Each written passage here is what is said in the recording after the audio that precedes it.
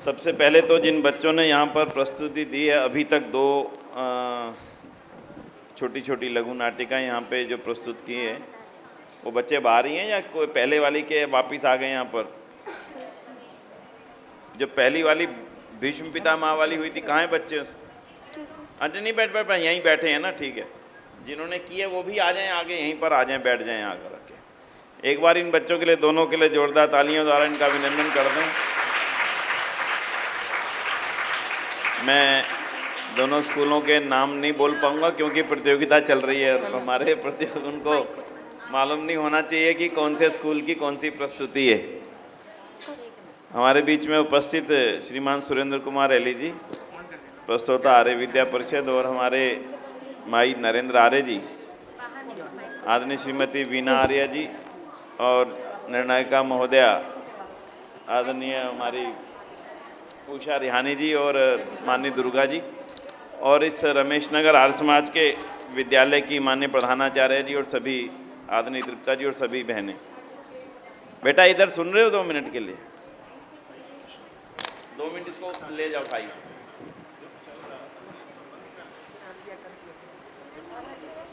आप में से हिंदी कौन कौन बच्चे पढ़ते हैं? सब पढ़ते हैं। 7th में कौन है? 7th 8th हैं? अलंकार पढ़े हैं? 9th में होते हैं अलंकार क्या? 9th वाले बच्चे हैं कोई यहाँ पर? हैं कोई? ऐसा नहीं हो सकता कि 8th में अलंकार ना पढ़ाए जाते हों। हाँ जी मैडम, 8th में अलंकार होते हैं ना? अलंकार किसी ने पढ़े हैं हिंदी भाषा में? चलिए, कम से कम जो अध्यापिकाएं यहाँ बैठी हैं उन्होंने जरूर पढ़े होंगे। अभी हमने जब पहली नाटिका देखी यहाँ पर, बहुत अच्छा संदेश था उसमें। भीष्म पितामह लेटे हुए हैं शरशैया पर और कह रहे भाई मेरे को किसका दंड मिला, किस कारण से मुझे ये सजा मिली, मैं तो अच्छे काम किए। फिर श्री कृष्ण ने उनको बताया, नहीं तुमने गलत किया था, बड़ा पहले पिछले से पिछले जन्म में जब तुम ये थे वो थे तब तुमने ऐसा काम किया था, फिर इस जन्म में भी तुमने ऐसा काम किया, इसके कारण से तुम्हें ये सजा मिल रही है। तो बच्चों, मैं जो आपको कहना चाहता हूँ, और जो हमारी सभी अध्यापिकाएं बहनें यहाँ बैठी हैं, उनसे मैं निवेदन करना चाहूँगा कि जितनी भी रामायण और महाभारत के काव्य लिखे गए हैं, इन सब के अंदर ना अलंकारों का प्रयोग है जबरदस्त तरीके से। जो भीष्म पितामह थे वो कोई तीरों के ऊपर नहीं सोए थे, तीर मार करके उनको लिटाया नहीं गया था। वो तो इतने संपन्न अमीर परिवारों के थे कि सोने के बड़े बड़े बिस्तर बना करके, बेड लगा करके, बढ़िया से बढ़िया कालीन, बढ़िया से बढ़िया गद्दों में उनको सुलाया जा सकता था। तो फिर तीरों के ऊपर क्यों लुटाया? तो ये जो है ये वास्तव में अलंकार है, और हमारे जो अध्यापक महोदय हैं वो समय समय पर बच्चों को इन अलंकारों के प्रयोगों के वास्तविक अर्थों को नहीं बताएंगे तो आने वाले समय में ऐसी चीज़ें पैदा हो जाएंगी दुनिया के अंदर कि बच्चे वास्तविक इतिहास नहीं जान पाएंगे और केवल अलंकारों पे ही सब भरोसा करके अंत में उससे भरोसा तोड़ बैठेंगे। जैसे लोग कहेंगे कि ये तो हो ही नहीं सकता, ऐसा कैसे हो सकता है। आपने हनुमान जी का अभी रोल देखा, इस बेटे ने किया था। हनुमान जी के बारे में एक बार ये आता है, हनुमान जी ने सूर्य निगल लिया था, सुना है कि नहीं आपने? अब सूर्य निगलने का क्या अर्थ है? इतना विशाल सूर्य, क्या वो मुंह में लग गए थे? हाँ भाई बोलो, क्या मानते हो? हाँ या ना, रख गए थे कि नहीं? हाँ। कैसे रखेंगे? कोई तो लॉजिक होगा, कोई तो साइंस होगी। तो आप इस साइंस को समझ लेना। सूर्य को मुख में रखने का अर्थ केवल इतना था कि सूर्य सिद्धांत है एक, यानी कि सूर्य की विद्या, सूर्य के जानने की विद्या, सूर्य की किरणों के उपयोग करने की विद्या, इस सारी विद्या का एक पूरा का पूरा चैप्टर है जिसको वेद में जिसका वेद का एक भाग है सूर्य विद्या, जिसको सामान्य रूप से सूर्य सिद्धांत बोलते हैं। और उस सूर्य सिद्धांत को जानने वाले जो योग्य हमारे अधिकारी थे, योग्य विद्वान थे, उनका नाम था वीर हनुमान। यानी वीर हनुमान उस सूर्य विद्या को जानते थे। आज आपको कोई कहता है ना कभी कभी इस बातचीत में, इसने तो संस्कृत घोट घोट के पी रखी है, मैथमेटिक्स घोट घोट के पी रखा है, यानी उसके 100% मार्क्स आते हैं। इसका अर्थ ये थोड़ी कि संस्कृत की किताब ली और मिक्सी के अंदर घोटा और पी गया, क्यों जी? इसका अर्थ ये हुआ क्या? समझदार बच्चे बताओ, बोलो यही हुआ, क्या हुआ इसका अर्थ? हाँ, बात समझ गए, बात समझे अभी? ऐसे ही सूर्य विद्या को मुख में रखने का अर्थ है कि सूर्य को मुख में रखने का अर्थ है कि सूर्य की विद्या को अच्छी तरह से वो जानते थे। अब सब कुछ उनके अंदर था, कोई ऐसी चीज नहीं थी। अब हमारी एक स्पेस एजेंसी ने सूर्य के ऊपर एक वो छोड़ा है, सैटेलाइट। हाँ, बस अब बात समझ गए।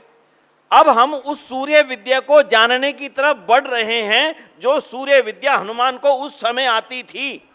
हमारा देश हर दुनिया के सारे ज्ञान और विज्ञान का केंद्र था। सारी दुनिया के लोग हमारे यहाँ पे ये सीखने आते थे, जानने आते थे, और उन विद्याओं के जानने वाले वीर हनुमान जैसे सैकड़ों लोग हमारे देश के अंदर बड़े बड़े विश्वविद्यालयों में पढ़ाते थे। इसलिए हम उस भारत को भूल गए। आज का विषय नहीं है, इसलिए चर्चा नहीं करूंगा, संक्षेप में बताता हूं। इसलिए भीष्म पितामह की कहानी जरूर बता देता हूं। बच्चे शायद कुछ कम समझेंगे, लेकिन हम सब जितने भी बैठे हैं उनको इस बात की गहराई तक जाना पड़ेगा, क्योंकि बच्चों तक वास्तविकता में, आर्य समाज के अंदर पढ़ने वाले बच्चों तक वास्तविकताएं पहुंचनी चाहिए। भीष्म पितामह ने सारा साम्राज्य खड़ा किया, इतने बड़े बड़े युद्ध किए, विवाह ना करने का संकल्प ले लिया ताकि मेरे पिता को मैं सुखी रख सकूं। उनको कहूंगा ठीक है भाई आप करो और आपके हिसाब से संसार, ये सारा राज्य चलेगा। इतना बड़ा पांडवों का, कौरवों का इतना बड़ा साम्राज्य दुनिया भर में फैला दिया, बड़े बड़े युद्ध करके। और जिस पिता ने अपना सारा जीवन दे करके इतना बड़ा साम्राज्य को खड़ा किया हो, उसके सामने ही वो अपने पुत्रों को मरता हुआ देखे, अपने पुत्रों को लड़ता हुआ देखे, अपने साम्राज्य को समाप्त होता हुआ देखे, तो मृत्यु के समय में उसकी मृत्यु सुख में मृत्यु नहीं हो सकती। वो कांटों जैसी मृत्यु थी, फूलों जैसी मृत्यु नहीं थी।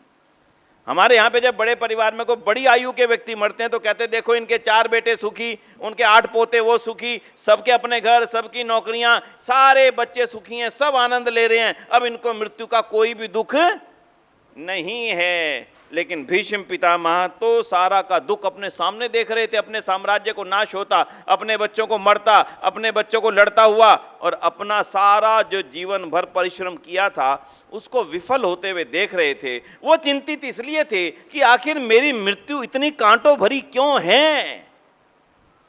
तीर नहीं थे, ऐसा नहीं था कि तीरों की शैया पे वो लिटा दिए गए हों। उनके जगह जगह दर्द था जाने का, जो सुख होता है जाने के समय कि आहा मेरा कितना सुंदर परिवार है, वो सुख उनको मृत्यु के समय नहीं था। इसी को कहा शूलों की मौत, इसी को कहा तीरों की मौत। यानी हर जगह दर्द था, हर स्थान पे दर्द था। तो इसलिए आपको उस मर्म को समझना पड़ेगा, जो मर्म लेखकों ने आज बहुत सुंदर बताया। उस बेटी ने जो बोला कि ताड़न का अर्थ ये नहीं था, मारना नहीं था। अरे इतने बड़े हमारे रचयिता इतनी बड़ी गलती कैसे कर सकते हैं? समझने की भूल है।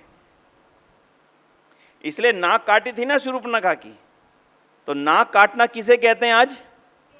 हाँ देखना, ये बेटी है 7वीं में पढ़ती, ये बता रही है कि नाक काटना इसे कहते हैं। तो भैया नाक नहीं काटी थी। इतने बड़े राजा की बहन, उसको ये लगता ही नहीं था कि मेरे को मना कर देगा विवाह के लिए। लक्ष्मण ने साफ मना कर दिया, नहीं मैं तेरे से विवाह नहीं कर सकता।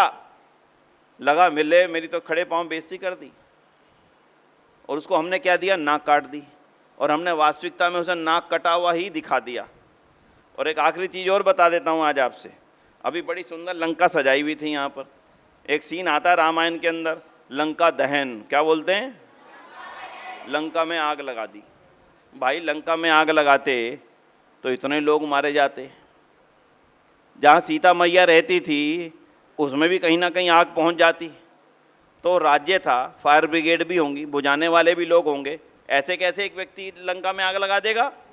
तो भाई लंका में आग लगाना भी पूरी तौर पर एक अलंकार का प्रयोग है।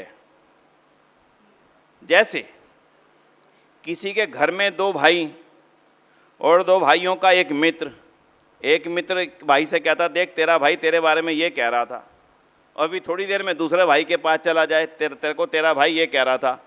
अब दोनों में क्या हो गया? आपस में हाँ झगड़ा हो गया। अब उन दोनों ने आपस में जब बात की तो पता लगा अच्छा यही था, ये तेरे को भी भड़का रहा था। और हाँ, तो लोग कहते थे देख इस आदमी ने इनके घर में क्या कर दिया, हाँ घर में आग लगा दी। हनुमान ने किया क्या था?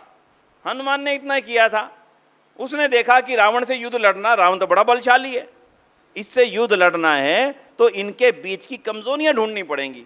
उसने देखा विभीषण ये पहले से रावण से दुखी है, इसको रावण ने दूर कर रखा राज्य से, इसलिए इसको पकड़ो। और जाकर के उसको लालच दिया कि देख अगर तू राम का साथ देगा तो तेरे को राम जो है राजा बना देंगे। उसको वो उसने बहकावे में आ गया और उसने रावण के विरोध में सारी तैयारी करके रामचंद्र जी के दूत हनुमान जी को बताती गई। और हनुमान जी लंका की कमजोरियों को जान गए और दो भाइयों में आपस में क्या बन गई, फूट पड़ गई। जब दो भाइयों में फूट पड़ गई, आधी लंका विभीषण के पक्ष में आ गई, आधी सेना रावण के पक्ष में आ गई। अंदर से तो फूट थी और विभीषण अंदर अंदर खुश हो रहा था कि वाह अब मैं इसको हरा करके खुद राजा बन जाऊंगा। इसी को कहते हैं। और दोनों भाइयों में लड़ाई कराने को क्या कहा, लंका में ये थी लंका में आग। ये आग नहीं थी जिसको हम दिखा देते पूरे के पूरे पंडाल ही जल जाते हैं कभी इस चक्कर के अंदर। तो इसलिए आज अच्छी तरह से समझ के जाना, रामायण में जो दिखाया जाता है वो एक बहुत बड़ी सीख है, हमें उनसे सीखना है। तो ये कोई वास्तविकताएं नहीं है, लंका में आग लगा देना और अभी मैंने नाक काट देना और ये तीरों के शैया, ये समझाने के लिए अलंकारों का प्रयोग था। इसलिए ऋषि दयानंद की सबसे बड़ी कृपा है कि वो हमें जो है वैसा बताने का तरीका बता गए। तो आप भी बच्चे बड़े समझदार हैं। आगे से वो जो हनुमान जी क्या लाए थे हिमालय से, क्या लाए थे भाई, पहाड़ लाए थे। अरे हिमालय पर्वत इतना बड़ा और श्रीलंका इतना बड़ा, लंका इतना सा, कहाँ रखेंगे, कहाँ रखेंगे उतार करके? तो भैया पहाड़ नहीं लाए थे। आपको, आपका क्या नाम है, लक्ष्य। लक्ष्य को इसकी मम्मी ने भेजा, जा 4 किलो 2 किलो सब्जी लेके आ जा।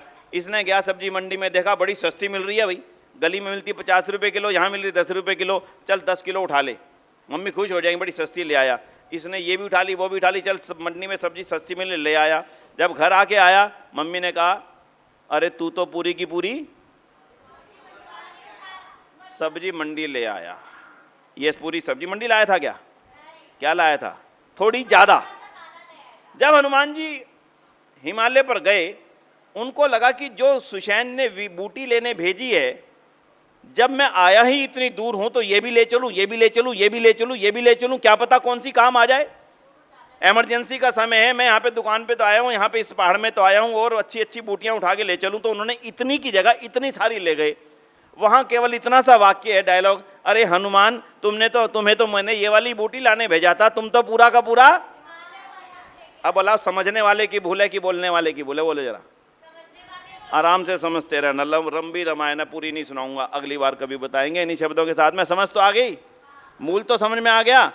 अब जब अपने अंदर प्रश्न पैदा होंगे, अपने अध्यापकों से पूछना। ऋषि दयानंद के अलावा कोई इन बातों की सच्चाई को बताने वाला नहीं है। हमारे नौजवान बड़े होकर कहते हैं सब झूठी हैं, ऐसा हो ही नहीं सकता। भाई वैसा हुआ ही नहीं था, जो हुआ था वो मैंने आपके सामने रखा। हनुमान जी उड़ के नहीं गए थे, विमान से गए थे। बड़े बड़े विमान थे हमारे देश के अंदर, बढ़िया तेज गति से चलने वाले विमान थे। फटाफट आज कोरोना का टाइम आया, लोगों ने कहा इंजेक्शन यहाँ नहीं मिल रहा, अमेरिका मिल रहा है। अमीर लोगों ने अपना हवाई जहाज भेजा, अमेरिका से इंजेक्शन लेके आ गए, जैसे हनुमान जी हिमालय से बूटे लेकर के आए थे।